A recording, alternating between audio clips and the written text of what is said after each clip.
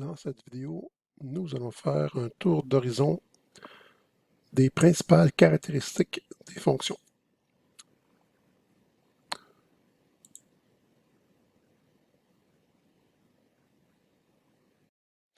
Pour ce faire, on va utiliser l'exemple qu'on voit à l'écran. Donc, j'ai une fonction ici qui a une fin, j'ai un point plein, donc ça veut dire que le point est inclus. Donc, en x, nous irons de moins 6 à l'infini, puis on a ici une valeur limitée en y. OK, donc les principales caractéristiques des fonctions. Commençons par le domaine. Imaginons la fonction comme une plante et l'axe des x comme le sol. Donc, quelqu'un qui possède, disons, une ferme, quand il parle de son domaine, il parle de quoi il parle? Son domaine, il parle de l'étendue de sa terre, l'étendue de son sol. Donc, le domaine, on va référer à l'axe des x. Ça, on voit ça comme le sol. Ce sera l'intervalle sur l'axe des x pour lequel, au-dessus ou en dessous, on a une image pour la fonction. Par exemple, dans le cas qui nous préoccupe, les x, quelles sont les valeurs de x admissibles dans ma fonction? Ce sont tous les x qui vont de moins 6 inclus, parce que j'ai un point plein,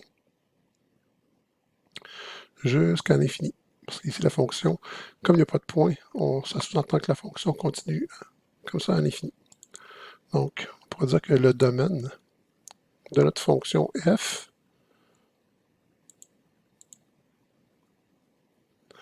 ce sera l'intervalle inclus à moins 6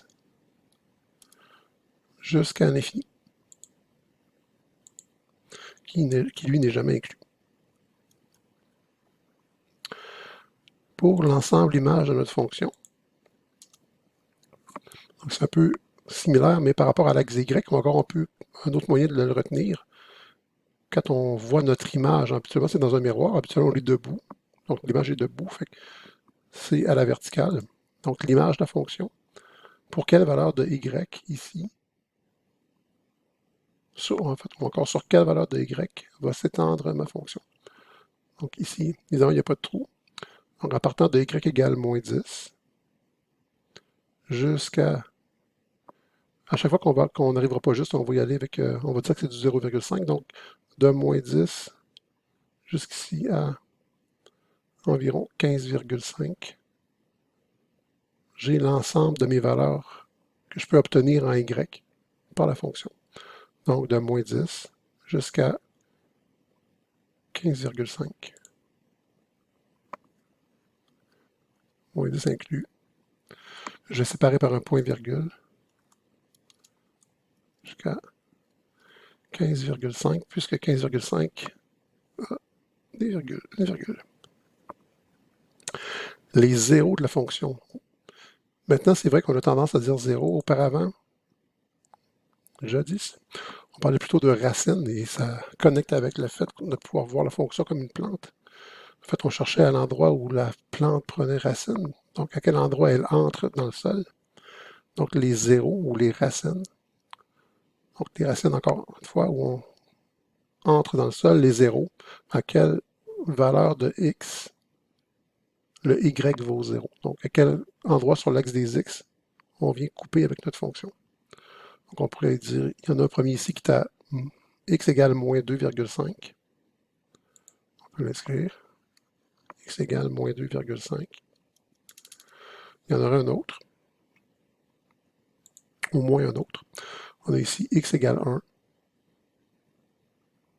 Comme un endroit où on perce le sol. Il y aurait aussi x égale 3 et x égale 6. Il faut rajouter 1, 3 et 6. X égale 1, x égale 3, x égale 6. L'ordonnée à l'origine, c'est similaire, sauf que là, on va regarder à quel endroit sur l'axe des Y on coupe l'axe, évidemment des Y. Donc ici, à quel endroit je vais venir couper mon axe des Y. Un petit carreau, ça vaut 1. Donc ici, j'étais à moins 1, moins 2, moins 3, moins 4. Donc c'est Y égale moins 2. Ici. Donc à l'origine, si je viens au centre de mes axes, Ou est-ce que je vais couper sur l'axe des Y à Y égale moins 2?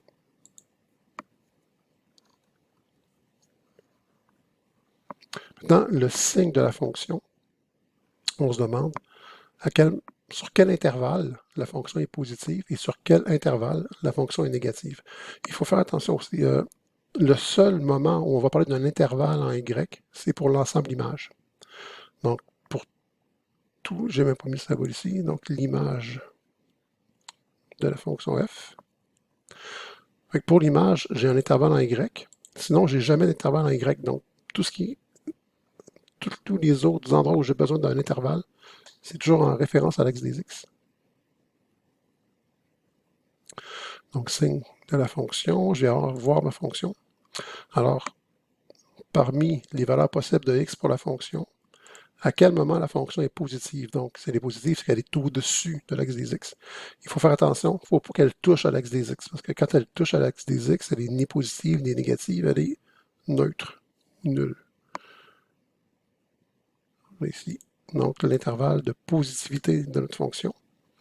La fonction est positive à partir de x égale moins 6. Donc l'image est au-dessus de l'axe des x, c'est positif, jusqu'à temps qu'on arrive au 0 ici. Le 0, je ne peux pas le prendre parce que lui, ça vaut 0. C'est pas positif. Donc, il faut que je me rende infiniment près ici de ma valeur en x. Donc, je vais partir de x égale moins 6, inclus, jusqu'à x égale moins 2,5, non inclus. Donc, de moins 6 inclus jusqu'à moins 2,5 non inclus. Mais il y a d'autres morceaux aussi qui sont au-dessus de l'axe des X. Donc, je devrais faire une réunion. Si je vais unir avec un autre morceau. Ici aussi, je suis au-dessus de l'axe des X dans cette portion-là. Donc, de x égale 1 à x égale 3, notre plante est au soleil. On est au-dessus de l'axe des X ici. Donc, de 1 à 3. Non inclus, parce qu'à 1, ça vaut 0. C'est pas positif. Et à 3, aussi, ça vaut 0. Ce n'est pas dans le positif. Puis, vu qu'il y a un autre morceau, on rajoute encore ici un symbole de réunion. Et à partir de x égale 6 jusqu'à l'infini, la fonction est au-dessus de l'axe des x. Donc de 6 non inclus. Parce que ça vaut 0 à 6, ce n'est pas positif. Jusqu'à l'infini, qui lui n'est jamais inclus. Ici, il y a juste le moins 6 qui était inclus, parce que je ne suis pas sur l'axe des x, je suis vraiment au-dessus de l'axe des x. Donc je l'inclus dans l'intervalle de positivité. Maintenant, pour le côté négatif, si ma fonction est au-dessous de l'axe des x, de moins 2,5 pour en x jusqu'à 1. Ici, pour l'intervalle de négativité,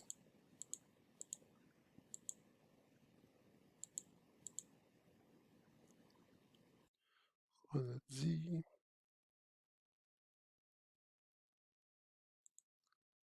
de moins 2,5 non inclus jusqu'à 1 non inclus. En fait, on vient connecter les parties ici. Et je vais le réunir. Je vais voir ma fonction, à quel endroit je suis encore dans le négatif. Pour de x égale 3 à x égale 6, la fonction est au-dessous de l'axe des x, donc elle est négative. De 3 non inclus à 6 non inclus en x.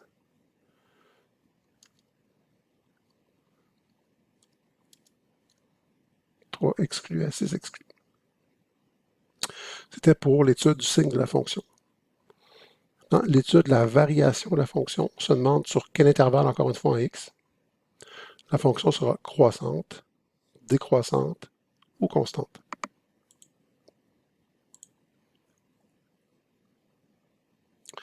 Donc ici, pour l'intervalle de croissance, je me demande au-dessus ou au-dessous de quelle valeur de x la fonction est en train de monter.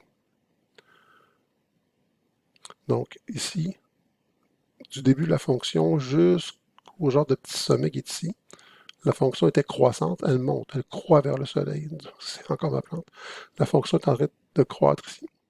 Donc c'est pour quelle valeur de x? Ça part de moins 6.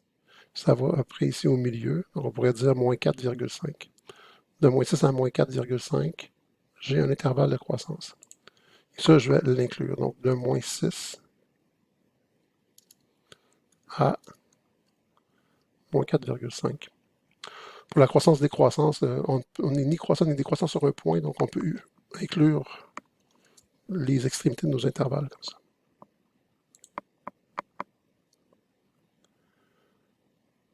Réunion. Est-ce qu'il y a un autre morceau où on est en croissance? Donc là, j'étais en croissance. À partir d'ici, je suis en décroissance.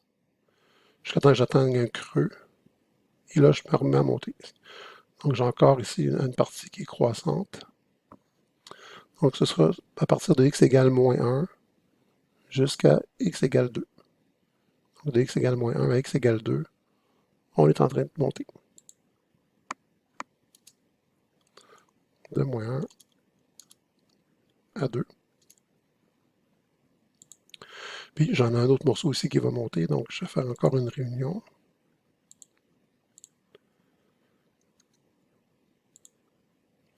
Alors ça se remet à monter à partir de x égale 5 jusqu'à x égale 7. Donc sur l'intervalle 5 jusqu'à 7, la fonction est encore croissante.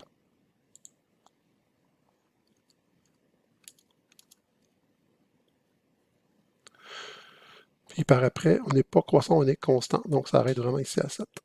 Maintenant, pour la décroissance, c'est similaire, mais c'est des morceaux, c'est des intervalles où on va descendre. Donc c'est à partir de moins 4,5 jusqu'à ici, x égale moins 1, on est en décroissance.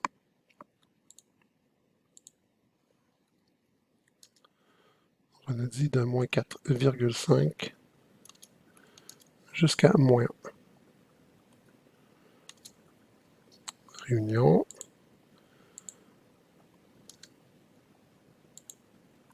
Est-ce qu'il y a d'autres intervalles de décroissance? Oui, là je remonte, mais je vais redescendre ici. Donc à partir de x égale 2, jusqu'ici, jusqu'à x égale 5, on est en décroissance de 2 à 5.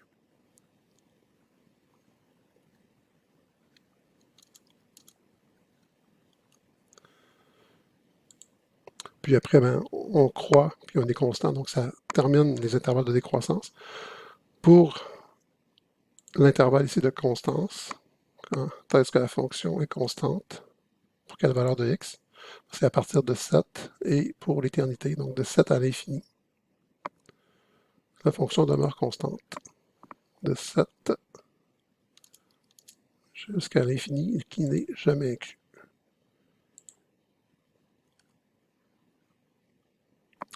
Est-ce qu'on peut s'intéresser à d'autres choses aussi, comme caractéristique générale d'une fonction? Oui. L'ensemble de ses extrémums. Donc le maximum absolu, le minimum absolu, les maximums relatifs et minimums relatifs. Alors le maximum absolu, pourquoi je le mets entre parenthèses, c'est que lorsqu'on dit seulement maximum, on sous-entend que c'est l'absolu. Donc le maximum, ici pour les extrémums, on réfère aux valeurs A, Y. Donc le maximum, c'est le plus haut, la plus haute valeur que ma fonction peut atteindre. Donc ici, en Y, c'est quoi le point le plus haut? On est ici. Donc c'est à 15,5. Mon maximum absolu serait Y égale 15,5. Le minimum absolu, le point le plus bas, Y égale, donc ici, le plus bas que je peux atteindre, c'est Y égale moins 10. Donc Y égale moins 10. Maintenant, pour les maximums relatifs, c'est ce qui peut ressembler à un maximum absolu, mais qui n'en est pas un. Donc, ce qui ressemble à une crête de montagne, comme le sommet d'une petite colline, ou encore un point qui va fermer une fonction à l'extrémité d'un intervalle de croissance. Donc ici, qu'est-ce qui pourrait ressembler à un maximum, mais qui n'en est pas un?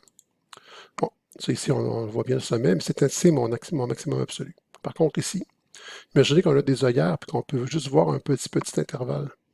Bon, en étant ici, on aurait l'impression d'être au sommet d'une montagne. Donc, c'est comme un maximum relativement à l'endroit où on se trouve. Donc ici, Y égale 1, c'est comme un sommet Donc, c'est un maximum relatif. Y égale 1. Il peut y en avoir plusieurs. En fait, le maximum absolu, le minimum absolu, on peut l'atteindre à plusieurs endroits, mais il peut juste avoir une valeur. Tandis que les maximums relatifs et minimums relatifs peuvent avoir plusieurs valeurs. Parce qu'il peut y avoir plusieurs petites collines comme ça. Ici, y égale 9. Ben, quand je suis là-dessus, je suis plus haut ou égal à tout mon entourage. Donc, c'est aussi considéré comme un sommet, d'une certaine façon. Okay, parce que dans un intervalle ici, il n'y a pas de point plus haut. Je suis comme au sommet.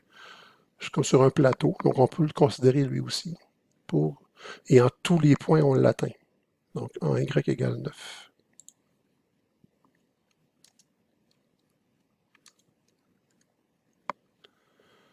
Pour les minimums relatifs, les creux, un peu comme ça ici. Ici, on avait notre minimum absolu. Mais il peut y avoir d'autres creux relativement à l'endroit où on se trouve, même si ce n'est pas les plus bas. Ou encore, un point qui ferme une fonction quand je suis ici en train de baisser. Là, donc. Ici, quand je suis à ce point-là, je ne peux pas aller plus bas. Donc, c'est comme un genre de minimum. Donc ici, j'aurais y égale 2.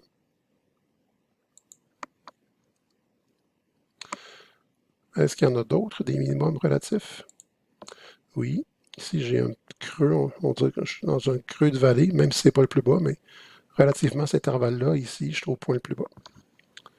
Donc, à y égale moins 3. Moins 3.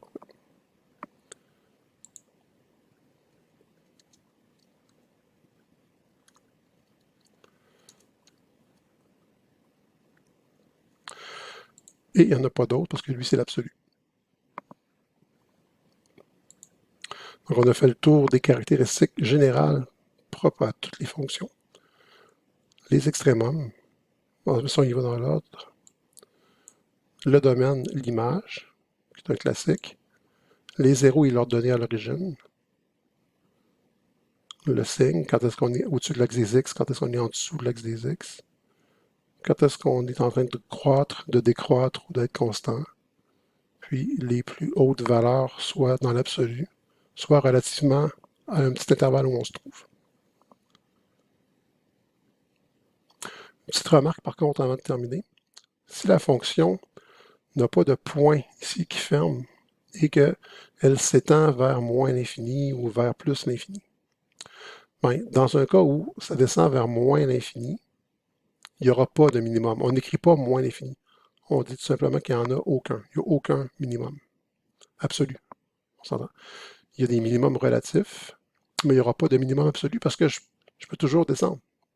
Puis la même chose ici, je n'aurai pas de maximum parce que je peux toujours monter. Je peux toujours trouver un point qui est plus haut qu'un autre. Donc, on ne dira pas que ce sera l'infini. On va dire qu'il n'y en a aucun. Il n'y a aucun maximum dans ce cas-là.